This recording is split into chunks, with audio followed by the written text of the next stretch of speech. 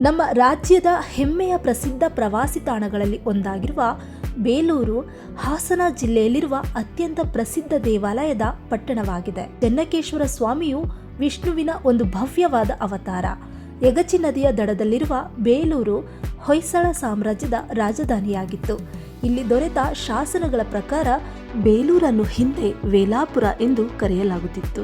ಚೋಳರ ಮೇಲೆ ರಾಜ ವಿಷ್ಣುವರ್ಧನ್ ಅವರು ಮಾಡಿದ ಪ್ರಮುಖ ಮಿಲಿಟರಿ ವಿಜಯದ ನೆನಪಿಗಾಗಿ ಈ ದೇವಾಲಯವನ್ನು ನಿರ್ಮಿಸಲಾಗಿದೆ. ಇದು ಹೊಯ್ಸಳರ ಕಾಲದಲ್ಲಿ ಪ್ರತಿಷ್ಠಾಪನೆಯಾಗಿದ್ದು, ಈ ದೇವಾಲಯವು ನಕ್ಷತ್ರ ಆಕಾರದಲ್ಲಿದೆ. ಇಲ್ಲಿ ಚೆನ್ನಕೇಶವ ಸ್ವಾಮಿಯ ದೇವಸ್ಥಾನ ಮತ್ತು ದೇವಸ್ಥಾನದ ಆವರಣವೇ ಮುಖ್ಯ ಆಕರ್ಷಣೆ.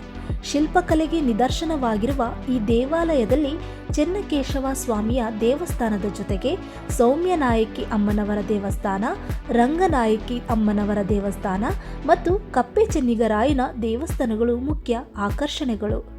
ಇದಷ್ಟೇ ಅಲ್ಲ, ದೇವಸ್ಥಾನದ ಹೊರಭಾಗದಲ್ಲಿರುವ ಶಿಲಾಬಾಲಿಕೆಗಳು, ದೇವಸ್ಥಾನದ ಒಳಾಂಗಣದ ಕಂಬಗಳು ಮತ್ತು ದೇವಾಲಯದ ಗೋಪುರ ನೋಡಲು ನಯನ ಮನೋಹರ.